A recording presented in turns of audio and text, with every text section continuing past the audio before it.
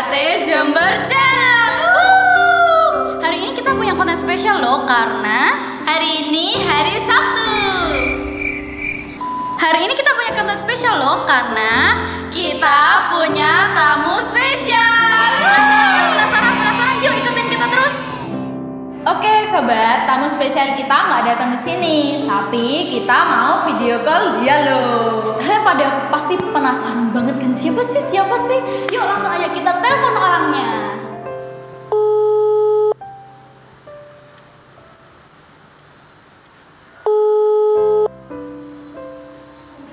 Hai Ce, halo.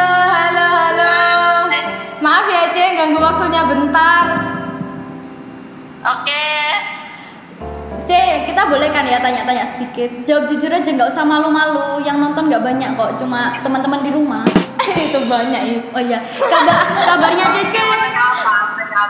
Kabarnya Cece selama karantina ini gimana Ce? Kabarku ya baik dong, baik semua. Tapi bosen nih. Udah 3 bulan ini nggak ngapa-ngapain. 3 bulan ini cuman bisanya di rumah, nggak kemana-mana. Terus gimana aja? Terus ada cerita spesial nggak waktu karantin gitu? Apa? Cerita spesial waktu karantina di rumah aja. Cerita spesial. Cerita spesial? Hah? Nggak ada. Cuma tidur makan lagi, tidur lagi makan lagi, gitu aja. Oh sampai bosen banget kayak gitu berarti ya Ce ya? Kalau di karantina kan nggak bisa keluar ya Ce? Apalagi nggak bisa kemana-mana. Iya. Kan nggak, kalau nggak bisa kemana-mana tuh kan di rumah aja gitu ya Ce? Apa sih Ce yang dikangenin? Banyak. Yang biasanya bisa jalan-jalan, bisa keluar rumah, bisa bisa jalan-jalan sama teman-teman, bisa ke gereja, bisa pelayanan. Sekarang nggak bisa, kangen. Wah, banyak juga yang dikangeni ya Ce ya. Kan di rumah aja ya Ce. Cece kan di rumah aja. Cara Cece sama teman-teman bangun relasi itu gimana sih Ce? Biar bisa tetap berhubung gitu. Relasi sama Teman-teman, relasi sama teman-teman. Relasiku sama teman-teman itu ya biasa nggak ada sih, cuma video call. Kalau nganggur video call, kalau nggak ya chattingan gitu. Kalau relasi sama Tuhan gimana Ce? Kalau relasi sama Tuhan yang pasti ya doa setiap hari, terus dengerin renungan yang dibagiin sama grup gereja 5 menit.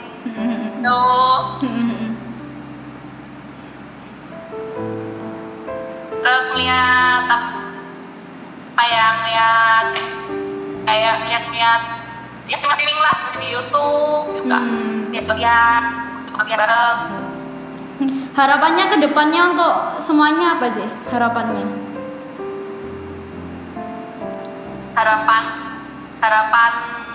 Harapan maksudnya? Ya harapan untuk kedepannya kota ini, terus teman-temannya bisa kayak gimana lagi? Cece pengennya kayak gimana sih? Ya harapannya pengen kayak dulu lagi, semoga kayak dulu lagi, nggak keluar nggak takut-takutan, bisa bebas kayak dulu, jalan-jalan sebebasnya, nggak takut sama virus corona ini. Iya. Amin. Semoga harapannya Cece dan harapannya teman-teman semuanya bisa terkabul. Amin. Makasih ya Ce, bye-bye ya Ce. Bye-bye. Thank you. Sama Puput gimana kabarnya? Bye. Dadah Ce. Makasih ya Ce. Baik Ce, baik. Dadah. Makasih. Begitulah VC kita tadi. Tema yang menjadi pedoman kita pada hari ini tuh relasi yang berharga Put. Sebagai contohnya tadi kan CF ngomong nih kangen sama teman-teman, kangen jalan-jalan, tapi CF masih masih bisa membangun relasi dengan sesama, dengan keluarga, dan terutama dengan Tuhan. Wah, gimana nih kira-kira relasi teman-teman sama keluarga, sama sesama juga, terlebih lagi sama Tuhan. Itu bisa menjadi bahan perenungan teman-teman di rumah ya. Sekarang kita mau belajar gimana cara agar membangun relasi itu menjadi relasi yang berharga. Untuk itu, mari kita mengambil sikap teduh. Kita arahkan hati dan pikiran kita untuk mendengarkan firman Tuhan.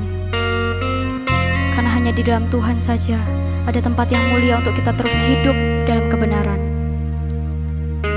Segalanya sudah Tuhan berikan kepada kita. Pengampunan, darahnya, kasih-Nya yang kekal. Sebagai gantinya, mari kita memberikan hati kita, memberikan hidup kita kepada Tuhan.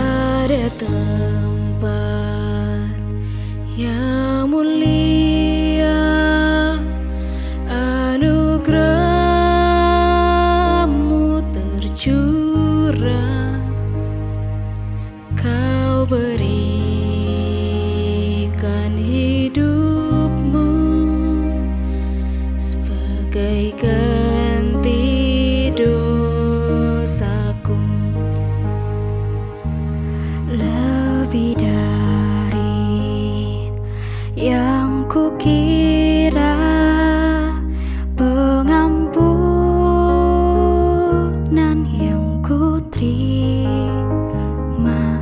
kasih Yesus yang abadi mengalir di Kalvari. Oleh karena salib-Mu, seluruh hidupku milik-Mu, Tuhan. Darah-Mu sucikanku, kuasa salib-Mu pulihkanku.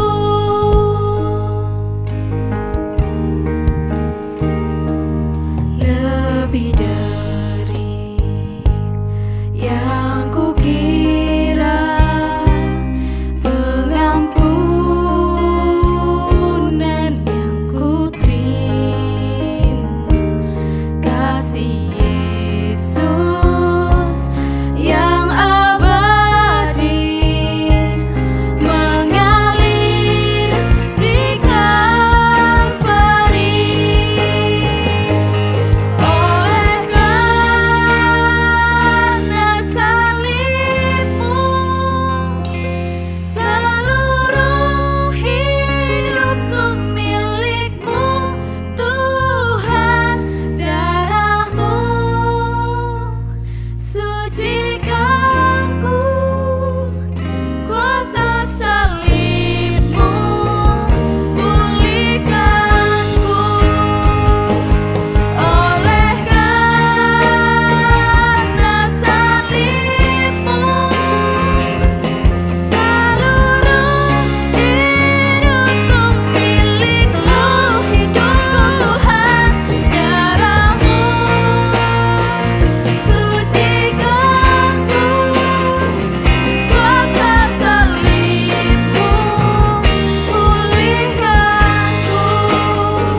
kuasa salib-Mu pulihkanku, kuasa salib-Mu pulihkanku. kepada Pendeta Karyaman Gea, kami persilahkan. Shalom teman-teman GWC, bagaimana kabarnya? Saya berharap kita semua dalam keadaan sehat, tetap semangat untuk melayani Tuhan. Kini saatnya kita akan bersama-sama merenungkan firman Tuhan. Pada kesempatan ini, sebelum kita merenungkan firman Tuhan, mari kita masuk di dalam doa. Bapa yang bertata di dalam kerajaan surga, kami bersyukur pada kesempatan ini Engkau kembali mengumpulkan kami untuk bersama-sama merenungkan firman Tuhan, memuji memuliakan nama-Mu. Kiranya Tuhan memberkati kami dan melayakan kami memahami firman Tuhan, dan kami mohon Roh Kudus menguasai hati dan pikiran kami. Terlebih hamba-Mu yang menguraikannya, kiranya Tuhan urapi dan Tuhan pakai ya Tuhan.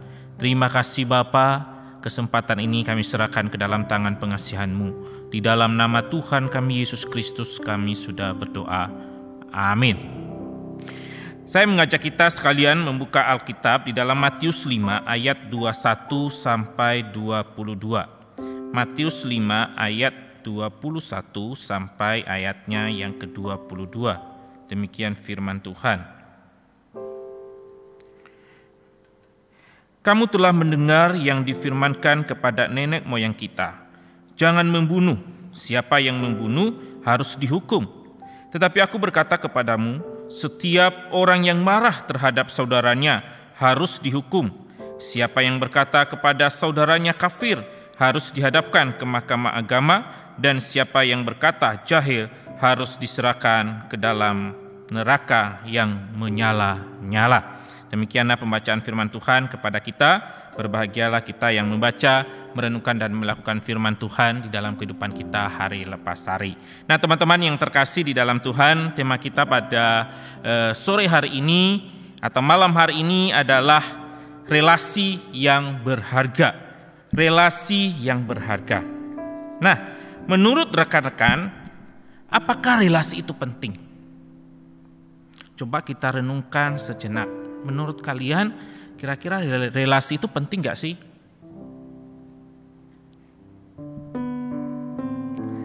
Nah, teman-teman yang terkasih di dalam Tuhan, ada banyak orang atau anak muda mengatakan bahwa bagi saya relasi itu tidak penting. Kenapa? Karena relasi itu merepotkan. Relasi itu ribet. Relasi itu membuat diri saya tidak nyaman. Mengapa demikian?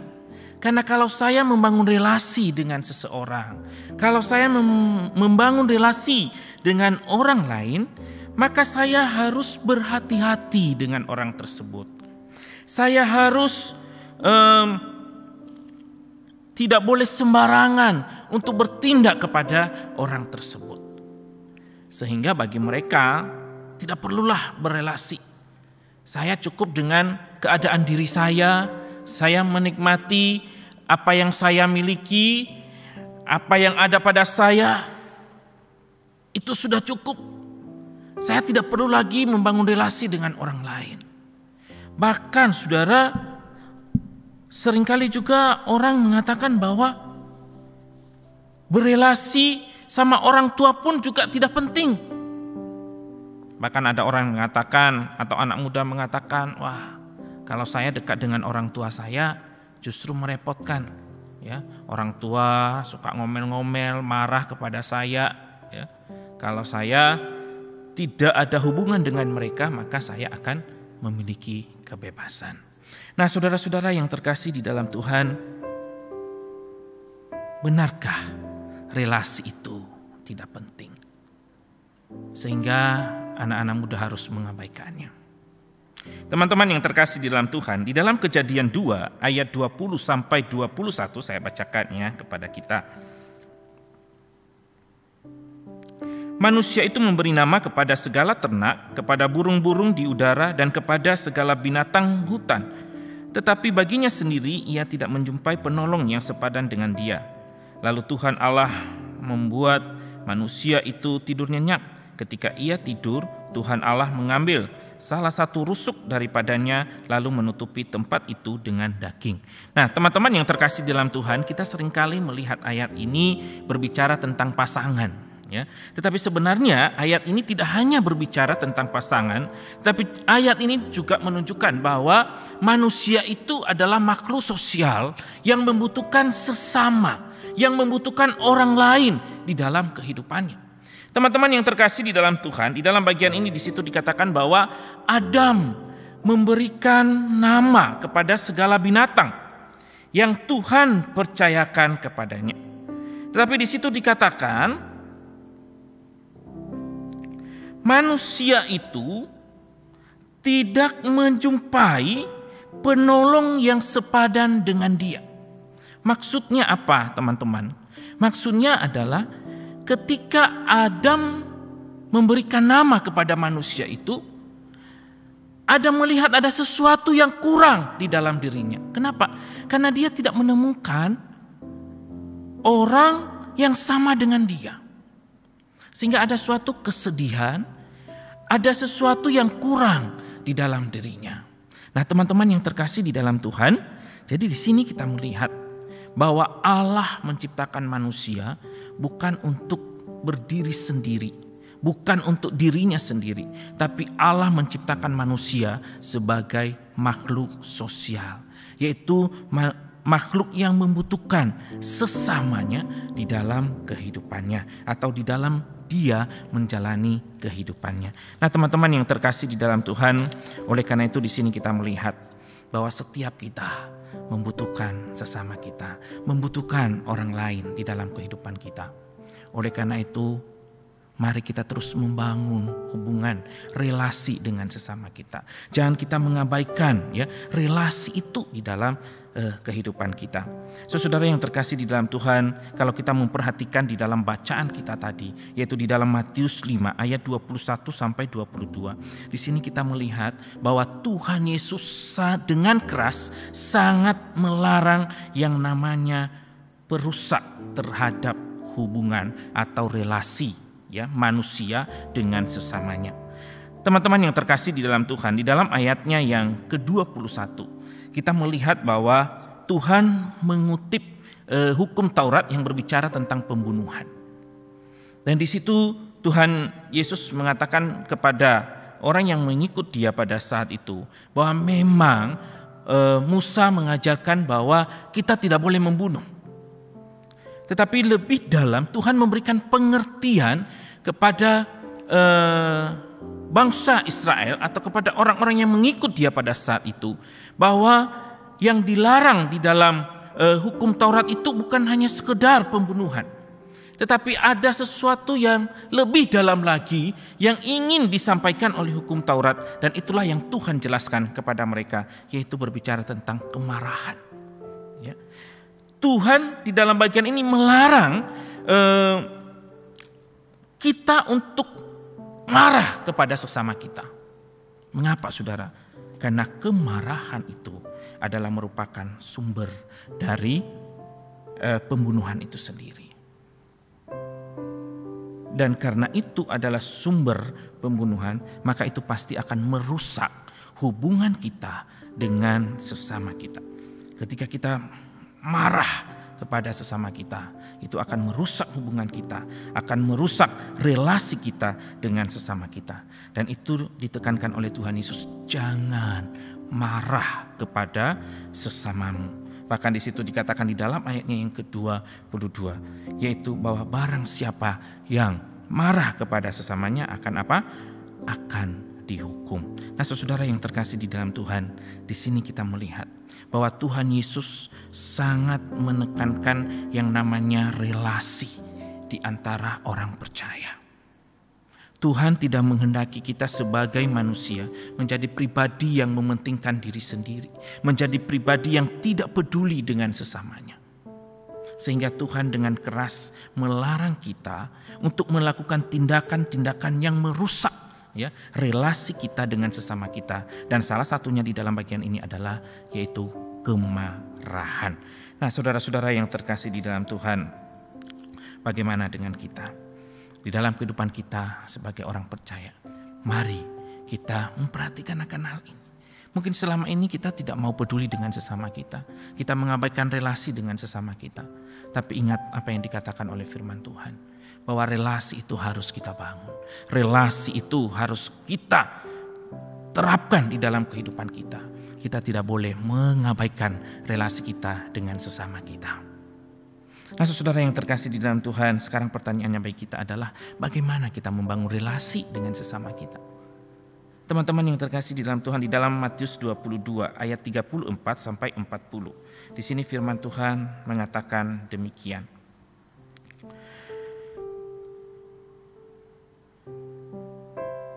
Ketika orang-orang Farisi mendengar bahwa Yesus telah membuat orang-orang Saduki itu bungkam, berkumpullah mereka, dan Dari mereka, seorang ahli Taurat bertanya untuk mencoba Yesus, "Guru, hukum manakah yang terutama dalam hukum Taurat?" Jawab Yesus kepadanya, "Kasihilah Tuhan Allahmu dengan segenap hatimu dan dengan segenap jiwamu dan dengan segenap akal budimu. Itulah hukum yang terutama dan yang pertama. Dan hukum yang kedua yang sama dengan itu ialah kasihilah sesamamu manusia seperti dirimu sendiri. Pada kedua hukum inilah tergantung seluruh hukum Taurat dan kitab para nabi." Nah, teman-teman yang terkasih di dalam Tuhan, ada poin penting yang ditekankan di sini. Apa yang membuat hubungan kita, relasi kita dengan sesama kita itu senantiasa terjalin dengan baik? Maka di dalam bagian firman Tuhan ini Tuhan Yesus memberikan rahasia kepada kita, yaitu kita harus memiliki apa? Kasih. Harus ada kasih di dalam diri kita, kasih kepada sesama kita. Teman-teman yang terkasih di dalam Tuhan, Tuhan Yesus telah memberikan teladan kepada kita bagaimana kasih itu membangun relasi antara sesama kita. Setelah manusia jatuh ke dalam dosa, maka di situ dikatakan manusia itu menjadi musuh Allah atau menjadi seteru Allah. Hubungan kita dengan Allah menjadi putus. Relasi kita dengan Allah menjadi tidak baik. Oleh karena itu di zaman Perjanjian Lama, ketika orang-orang Israel menghadap Tuhan, berdoa kepada Tuhan, mereka tidak boleh sembarangan datang kepada Tuhan begitu saja. Sangat berbeda dengan kita pada zaman sekarang. Pada zaman itu ketika mereka datang kepada Tuhan, maka mereka harus membawa korban kepada Tuhan. Nah, teman-teman yang terkasih di dalam Tuhan, mengapa terjadi demikian? Karena hubungan manusia dengan Allah itu sudah putus. Relasi manusia itu tidak baik dengan Allah. Tetapi kita bersyukur karena kasih Allah kepada manusia, sehingga Tuhan memulihkan relasi itu. Melalui pengorbanan Tuhan Yesus di atas kayu salib, relasi kita dengan Tuhan dipulihkan kembali. Hubungan kita dengan Allah dipulihkan kembali. Kenapa bisa terjadi pemulihan? Karena ada kasih Kristus, karena ada kasih Allah di dalamnya. Nah, saudara yang terkasih di dalam Tuhan, demikian juga dengan kita. Agar kita bisa memiliki relasi yang baik dengan sesama kita, dengan orang-orang di sekitar kita, maka kita harus memiliki kasih di dalam diri kita. Kasih itu harus menjadi bagian di dalam diri kita. Teman-teman yang terkasih di dalam Tuhan, oleh karena itu mari di dalam kehidupan kita sebagai anak-anak Tuhan, sebagai pemuda remaja, jangan biarkan kasih itu hilang di dalam diri kita. Karena kasih itu yang membuat relasi kita dengan sesama kita menjadi baik. Tadi atau kemarin saya mengikuti seminar tentang bagaimana gereja menghadapi COVID-19. Maka seorang yang menyampaikan materi itu mengatakan bahwa sebenarnya sebelum kita menghadapi COVID-19 ini, Tuhan sudah mempersiapkan kita. Apa yang Tuhan persiapkan kepada kita di dalam menghadapi COVID-19? Yaitu apa, saudara? Teknologi yang kita miliki. COVID-19 memang telah membuat hubungan kita atau relasi kita semakin jauh dengan sesama kita. Kita dilarang untuk berjabat tangan, untuk kumpul-kumpul dan sebagainya. Tetapi saudara, Tuhan sudah mempersiapkan kita untuk mengatasi semua ini yaitu Tuhan menyediakan teknologi, media sosial untuk kita manfaatkan agar relasi kita tetap terjalin dengan sesama kita. Nah, oleh karena itu teman-teman, mari kita manfaatkan akan hal ini.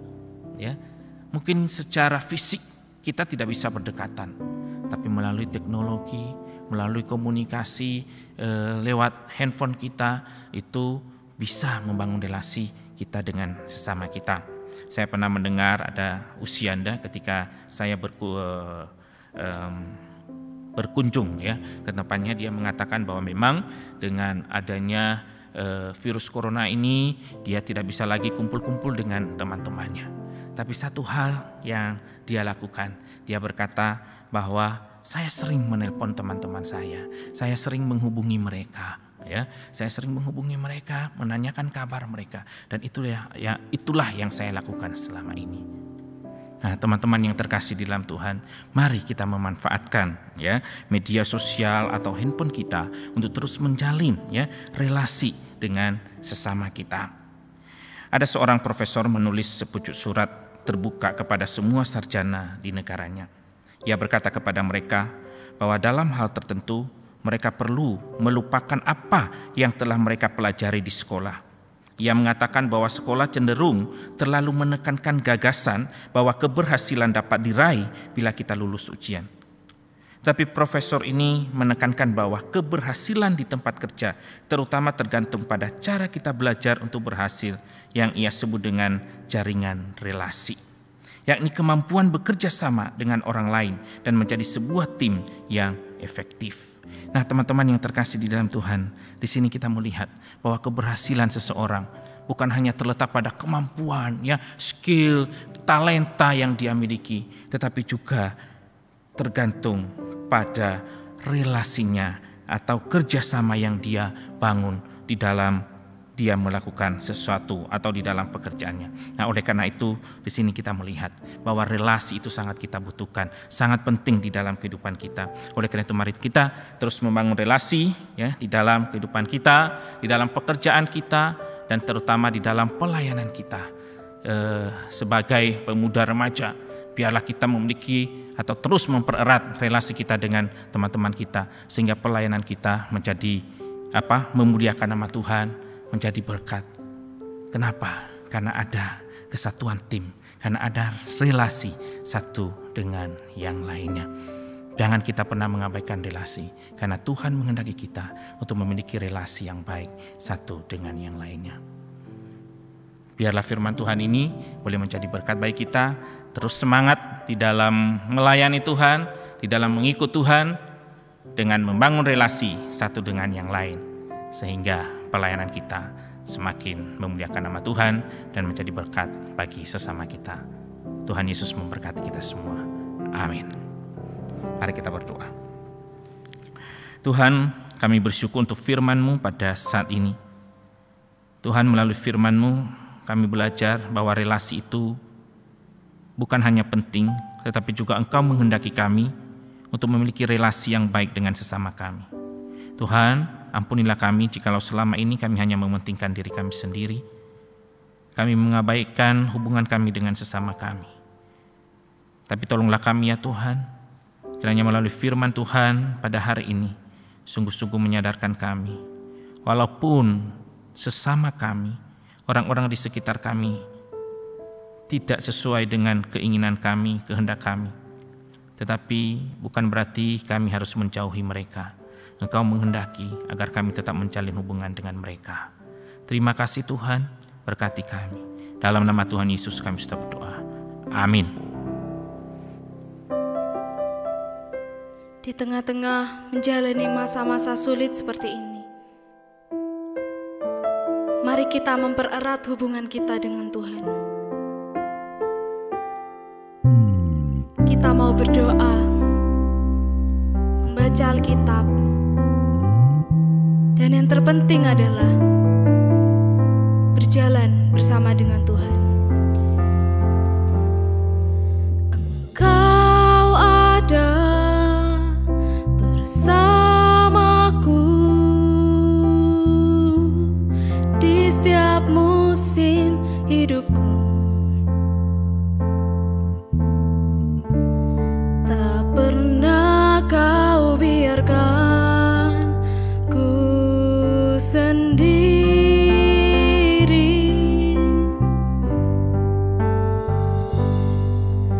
Kekuatan di jiwaku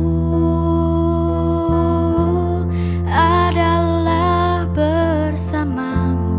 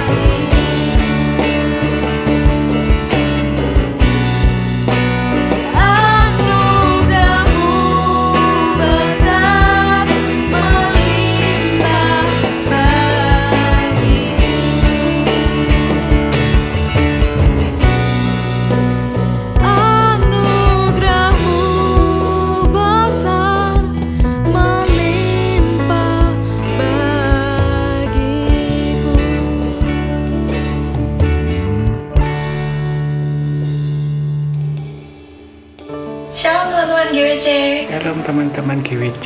Shalom teman-teman GWC. Shalom teman-teman GWC. Shalom teman-teman GWC. Mari kita Sehat selalu. Dan dalam lindungan Tuhan, Kita sama-sama berdoa agar pandemi ini segera berlalu. kita dipertemukan kembali dalam ibadah dan persekutuan yang indah. Meskipun kita terpisah, dan memendam rasa rindu Tapi jangan mematahkan semangat kita. untuk terus beribadah kepada Tuhan. Mari kita membangun relasi dengan Tuhan. we wish you all. We miss you all. We miss you all. We miss you all. We miss you all. Salam damai, Tuhan Yesus memberkati.